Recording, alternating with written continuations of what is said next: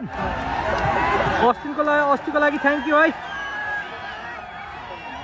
क्या जाने त गुलसन यहाँ मिठो यहाँ निकाल्नु ल आउँछ क्या चाहन्छ त गुलसन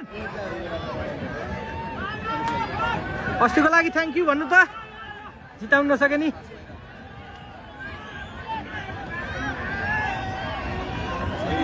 विकेट आयो अब विकेट। हेलो हजुर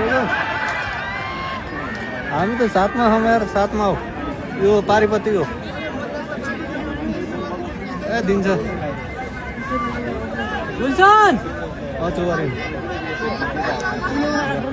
त्यसले यतै हान्छ यतै माथिबाटै आउने 3 4 5 छ नि त्यो मेन गेटबाटै आउने